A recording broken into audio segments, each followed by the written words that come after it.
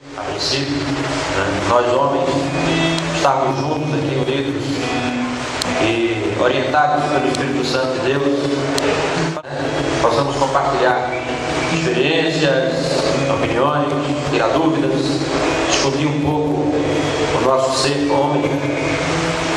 E esse é o objetivo desse encontro, é estarmos aqui unidos, criar um vínculo maior entre nós. Muitas vezes nós nos encontramos aqui nos domingos ou até nos trabalhos da semana e o corre-corre do dia a dia nos impede de estarmos mais juntos. Então o propósito hoje é exatamente esse: nós estarmos aqui reunidos como uma família, assim, a parte masculina da família de igreja, os irmãos, enquanto as nossas irmãs estão num outro encontro, então assim, uma alegria grande poder estar realizando esse momento aqui essa noite. E a ideia é exatamente essa, que nós estivéssemos nos encontrando uma vez por mês.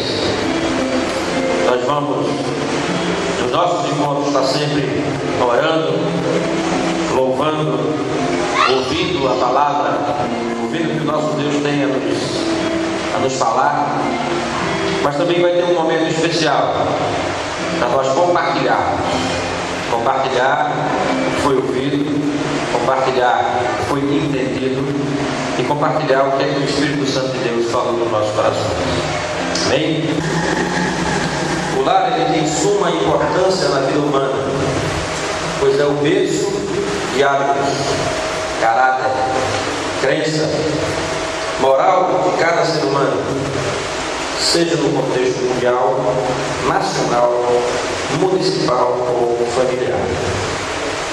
Então podemos dizer, da forma como caminha o lar, caminha o mundo. Como caminha o seu lar? De que forma o teu lar está acontecendo? O que é que você, como homem, tem feito para manter o teu lar como um lar saudável? Não precisa você responder para mim, nem para quem está do teu lado, mas reflita um pouco sobre esse ponto.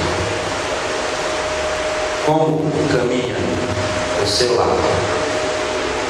O que você, como homem, tem feito para manter saudável o teu lar?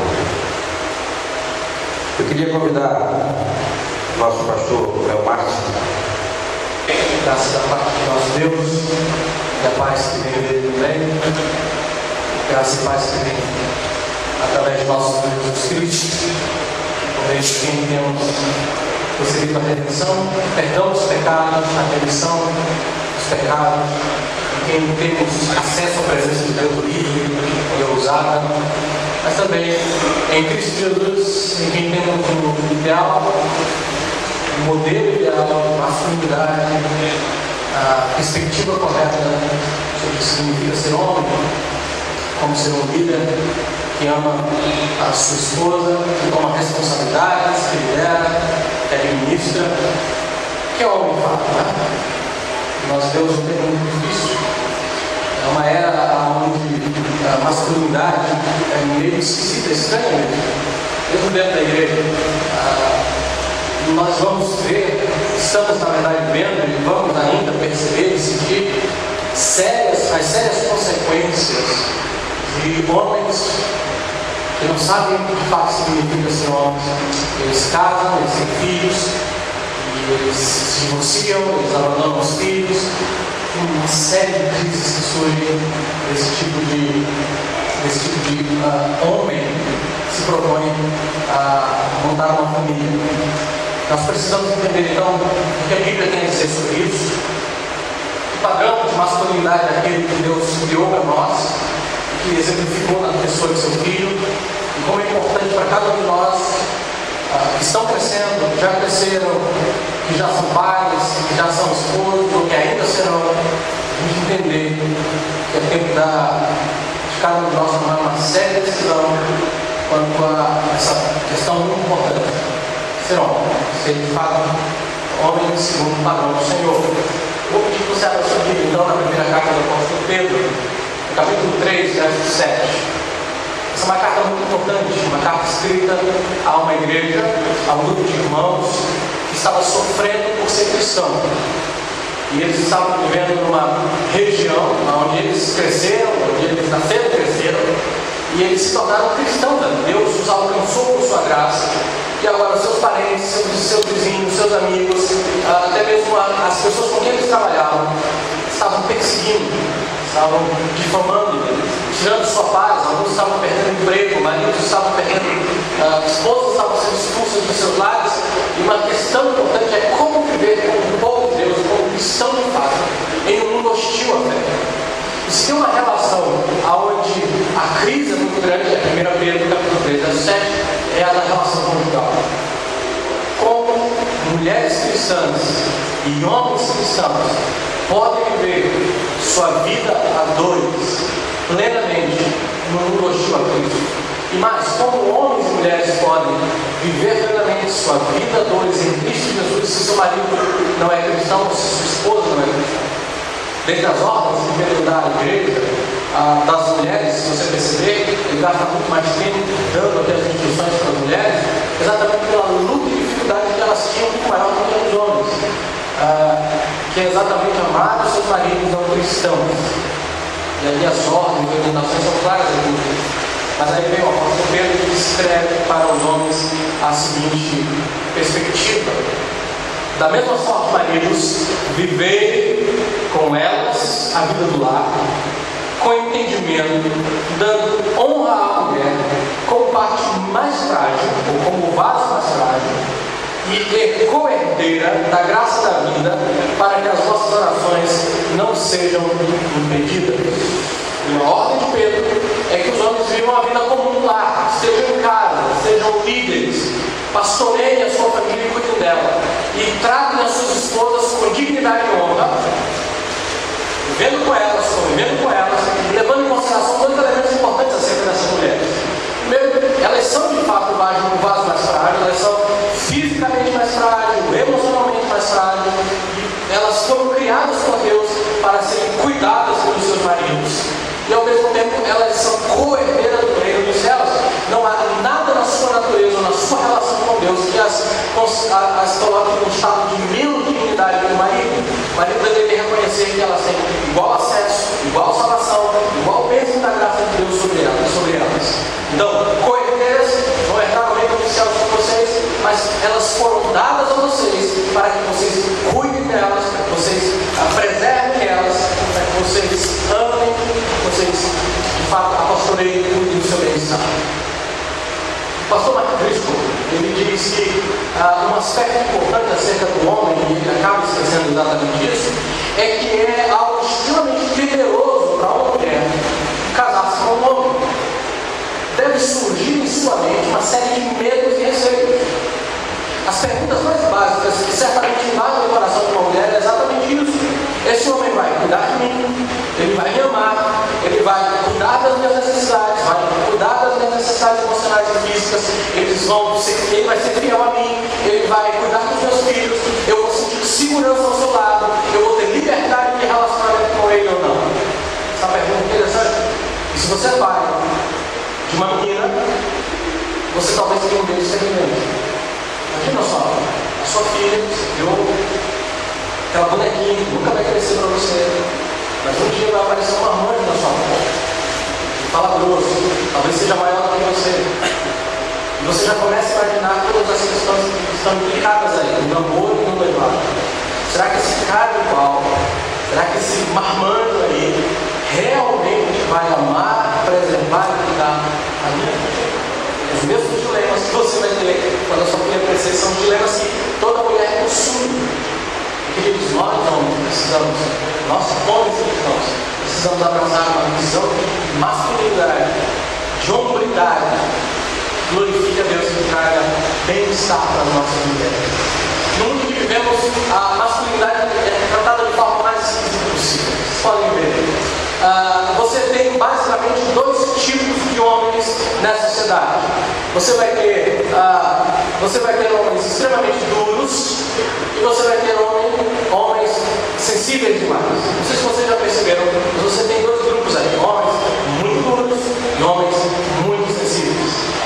Dentro desses grupos de homens durões e sensíveis, eles são exatamente essas coisas sem equilíbrio na outra. Então, um homem extremamente duro, mas sem nenhum pouco de sensibilidade, e isso é ruim para a esposa e para os filhos.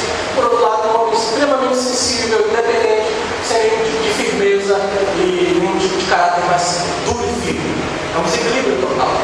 O pastor Mark Driscoll escreveu um livro que eu gostaria que vocês lessem um dia. Não sei se vocês já tiveram acesso a esse material. Amor, Sexo, Cumplicidade e Outros Prazeres a Dois, Thomas Nelson. Ele trabalha nesse livro exatamente, eu queria citar para vocês, para começar esse momento juntos aqui, citar para vocês o tipo de masculinidade que é ou extremamente dura ou extremamente sensível que ele apresenta para nós. Ele traz algumas caricaturas aqui de alguns tipos de homens que talvez você nem se encaixe neles, mas talvez já tenha conhecido alguém parecido com ele. Eu queria citar para vocês isso aqui agora e eu peço que vocês prestem atenção nesse tipo de homem e vamos ver até onde a gente consegue se encaixar ou não. Se quiser, talvez nenhum deles. Os caras que são duros machistas, por exemplo. Ele fala de um cara chamado Marcos Aldeia Maricas. Esse cara acredita que ser homem é exatamente o contrário de ser mulher. Então, para ele, o que é ser homem é não ser mulher. E tudo aquilo que é típico da mulher e próprio da mulher é algo que ele não é. Então, mulheres choram, homem não chora. Mulheres dizem eu te amo, homens não dizem eu te amo. Mulheres são aciadas, homens não são aciados. É o cara que acha que tudo aquilo que é mulher, o contrário é homem. Para ele, não existe emoção além da raiva, que ele usa para importunar e intimidar, já que qualquer outro sentimento, não a raiva, a ira, essa coisa macha, é sinal de fraqueza tipo da mulher. Ele não é comunicativo, porque ser comunicativo é coisa de mulher. Ele não tem nenhum interesse em se abrir ou iniciar uma conversa profunda com sua esposa. Primeiro, porque ele é extremamente egoísta. Segundo, porque se abrir é coisa de mulher e ele não é mulher. Também ele não demonstra qualquer afeição física, a não ser quando ele deseja ter sexo com a sua esposa. Então ele vai fazer sexo, porque afinal de contas, fazer sexo é coisa de homem. E fazer sexo é tão coisa de homem quanto caçar, competir, conquistar. E por isso ele é um cara que não tem só a sua mulher, mas é um cara que, por ser homem, ele tem outras conquistas, outras mulheres fora de casa. O que ele precisa aprender é que ser homem é o seu contrário de mulher. Mas que homem, assim como a mulher foi criada à imagem e semelhança de Deus, e que homens e mulheres são capazes de expressar suas afeições de formas distintas. As mesmas afeições, os mesmos sentimentos, mas apresentados de forma masculina e feminina. Você não se encaixa nesse cara não. Segundo, Sebastião Sucesso e Status. O Sebastião é um cara que gosta de arrotar para todo mundo quanto ele é bom. Ele acredita que ser masculino, ser homem, significa demonstrar para as pessoas aquilo que ele tem e aquilo que ele faz. Então, ele nunca serve aos outros. E para ele, ser homem não é não importa o que ele é, mas importa o que ele tem. Então, é que daquele cara que você conhece na escola, que chega na escola e mostra tudo que ele tem, que o pai deu para ele tem um iPad, ele tem um iPhone, ele tem tudo. O pai dele é um cara que tem dinheiro, não sei das quantas. Só que esses caras chegam para você, meu pai é isso, meu pai vai para o desembargador, meu pai tirou uma foto consigo no jogo agora que ele do Flamengo, meu pai é um contador de vantagens, porque para ele isso é ser homem. Então, ele vive falando, se ocupando com tudo para demonstrar a superioridade dele. E aí ele usa tudo, inclusive a família.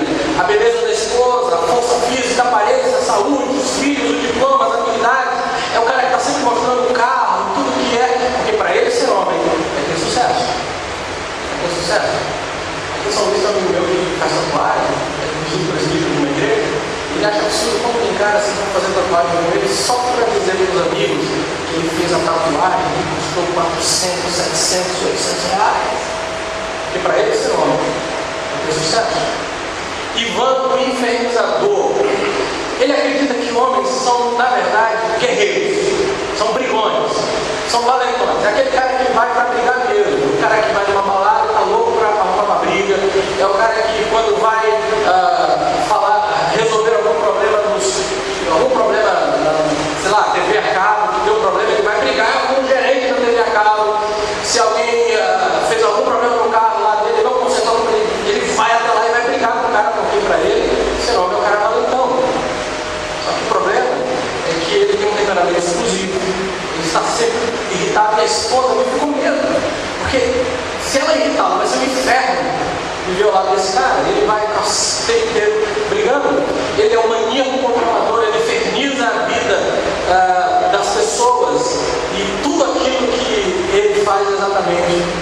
para que tudo aconteça do modo que ele quer.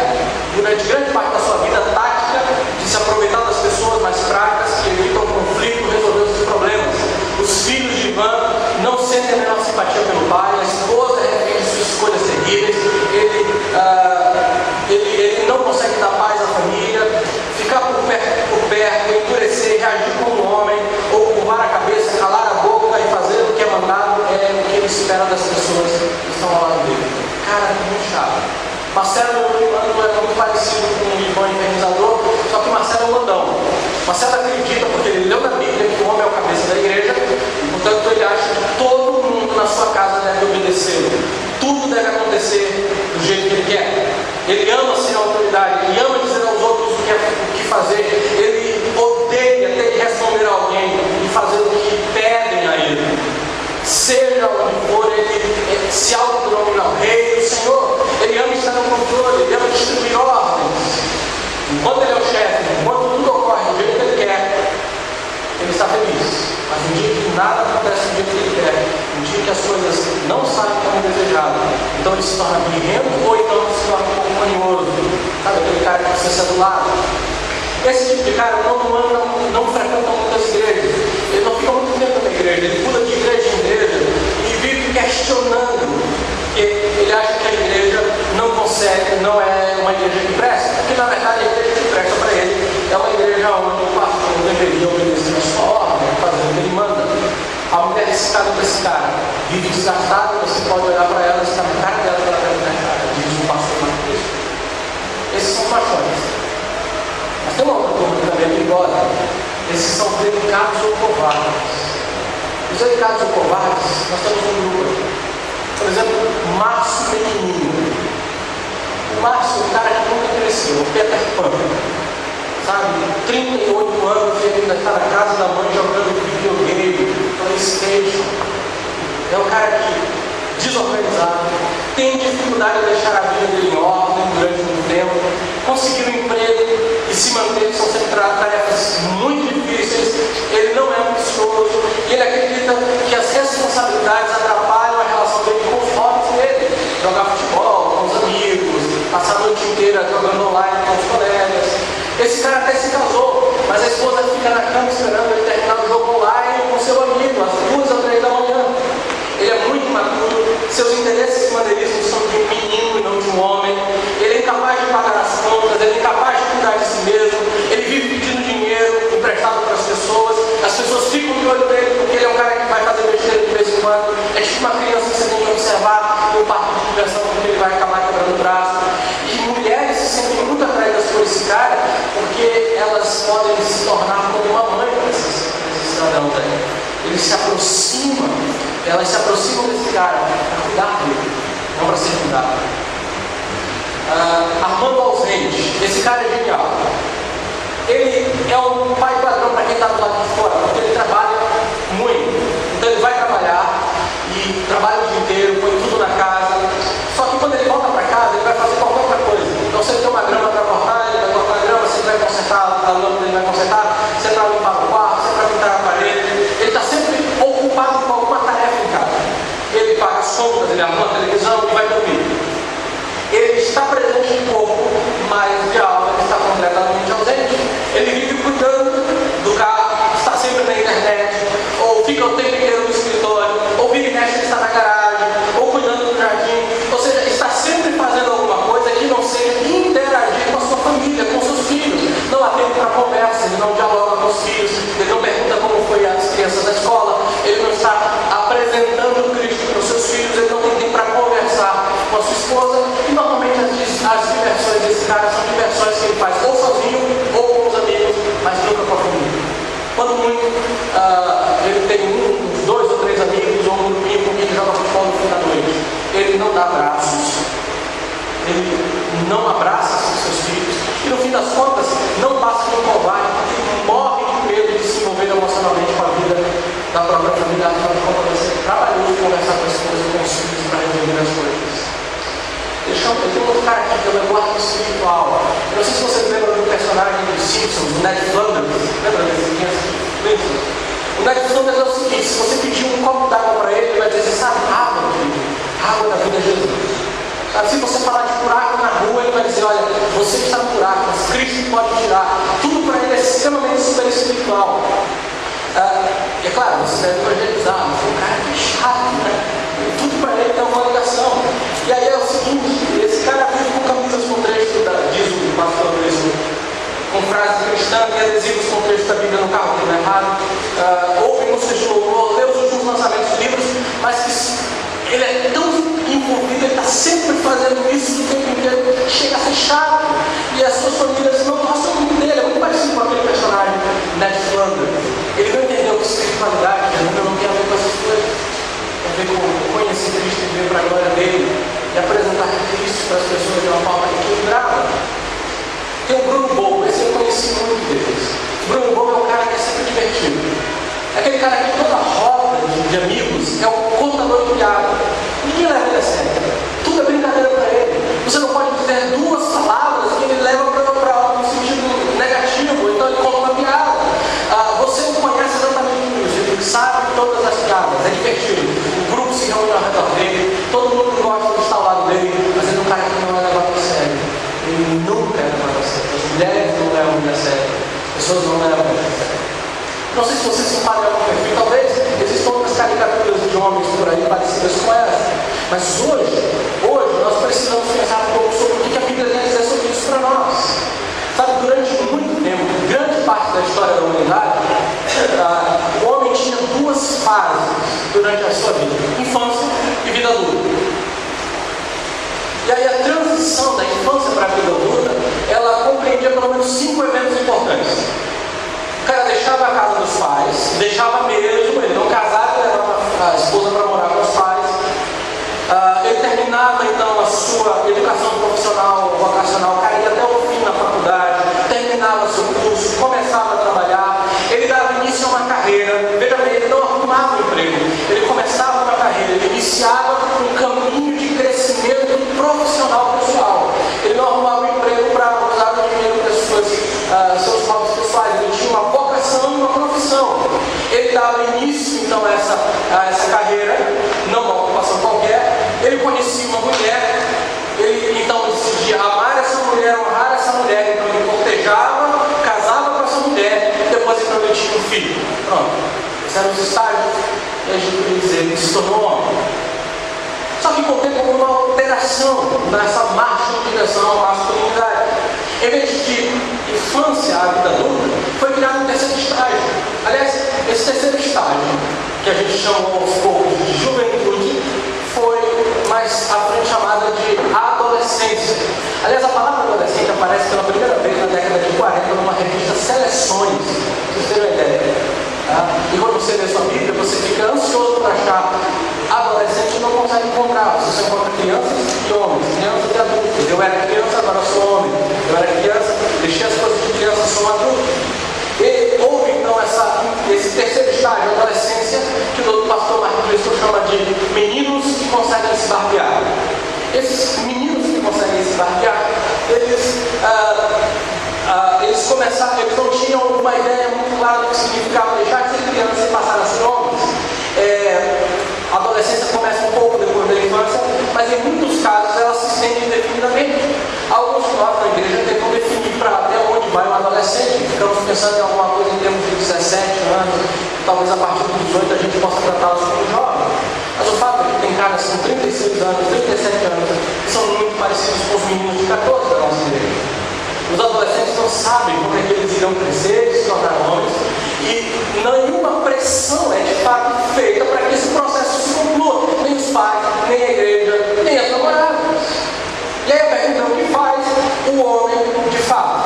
É a idade dele, completou os 18 anos, é quando ele finalmente tem capacidade de dirigir, ou quando ele pode votar, ou quando ele presta um serviço militar, ou quando ele tem liberdade para beber, ou será a formatura da universidade, ou quando ele se casa, ou quando ele tem um filho, ou quando ele compra uma casa ou um carro. Quando é que ele de fato deixa de ser menino para se tornar um homem? Mesmo quando a transição para a vida adulta acontece, é feita muitas vezes. Pais e maridos acabam voltando para a adolescência na fase que se costuma chamar de crise da meia-idade. E aí tem uns caras que chegam aos 40, 50 anos que começam a ficar em crise. E aí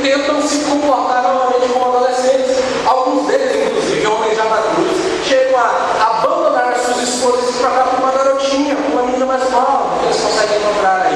Se já viu gente fazendo isso, está muito comum para essas pessoas. Crise da meia-idade. Descobre que não conseguiu ser uma criança suficiente. Muitos homens lutam contra a transição da infância para a vida adulta por medo de assumir responsabilidades. Porque ser homem significa que você vai ser o chefe, que você é o cara que paga as contas dele, que você senta com a esposa para orar e para cuidar dela, é você que vai educar os filhos dele, que você vai sentar, conversar com o seu menino, discipliná-lo. Não é uma coisa que você deixou para sua esposa ou para sua mãe. Por trás das circunstâncias que permitem esse tipo de homem, existe uma legião de mães e esposas que são responsáveis também por isso. Elas pagam as contas desses caras, elas arrumam a bagunça, elas emprestam o carro, elas tomam a responsabilidade, ao invés de ser esposas que precisam ser cuidadas e amadas, elas se tornam as mães cuidadoras. Não sei se você já conhece um casal assim. Casaram, parece que é mãe e filho, porque ela cuida dele como se fosse seu filho. Então o que se espera de nós como homens? O que se espera de você e de mim como homem? Para que sejamos cabeças da nossa família. Dos homens se espera pelo menos algumas coisas. Primeiro, que eles sejam produtores, não apenas consumidores. O que isso quer dizer isso? Produtores e não consumidores. Homem é definido pelo legado que ele dá. O legado, a vida e os frutos. Pense bem, daqui a 50 anos, o que você terá deixado na sua família e no trabalho que você faz? O homem é definido pelo que ele consome, o carro que ele tem, a casa que ele tem. Aqui em São Luís isso é muito comum, vocês já perceberam. Os caras se auto-identificam e eles encontram sentido para a vida deles porque eles têm a casa, um condomínio. Aliás, eles compram um apartamento minúsculo. Tá? Aqui em São Luís é horrível isso. Um apartamento minúsculo. Custa o olho da cara, porque ele não está pagando apartamento, ele está pagando o condomínio inteiro. Mas o apartamento é minúsculo. 40 metros quadrados. 45, 70 metros quadrados. Que custa 300 mil reais. Isso é loucura. Por quê? Porque o apartamento dele, o condomínio dele tem hidroginástica, tem uma área enorme para ele fazer de manhã fazer uma corrida, ele nunca vai fazer essa corrida. Tem uma área muito boa para fazer festa, mas ele quase não faz festa. Tem piscina para ele, para a esposa, para os filhos e para o cachorro, mas ele não gosta de piscina. Um monte de coisas que você comprou e paga por elas, caríssimas, que você não utiliza. Mas ele tem isso. E isso faz ele homem. Então ele tem um carro. Aqui em São Luís é o famoso esquema de todo ano que a gente troca de carro. Nós temos a cidade onde tem mais carros novos no país. Mas o cara tinha um carro bom, o carro dele ia durar bastante. Entendeu? Se ele fizer a manutenção direitinho, ele pode ficar muitos anos com esse carro. Ele não precisa gastar. Mas é porque a identidade masculina do homem de São Luís é definida pelas suas posses. É a casa que ele tem, o carro que ele tem. Ou seja, homem não está sendo definido em São Luís como alguém que tem um legado, uma vida e frutos que eles deixam para as suas gerações que seguirão, mas por aquelas coisas que eles consomem. A maioria não vai mais além do que isso. Consumidor, ele trabalha a semana inteira, o mês inteiro, para simplesmente gastar em 2 semanas todo o seu suado dinheiro, porque ele é um consumidor. Dos homens se espera que sejam criadores e cultivadores. Deus é criador, Deus é cultivador. E você foi criado à imagem de Deus.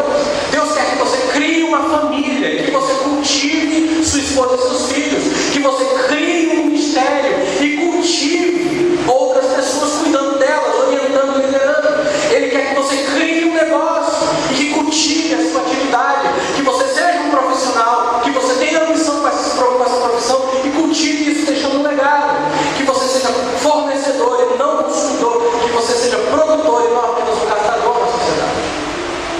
Deus quer isso de você. Planejou isso para a sua vida. Na verdade, você foi forjado por Deus para ser exatamente isso. Cada aspecto da sua personalidade é para ser isso.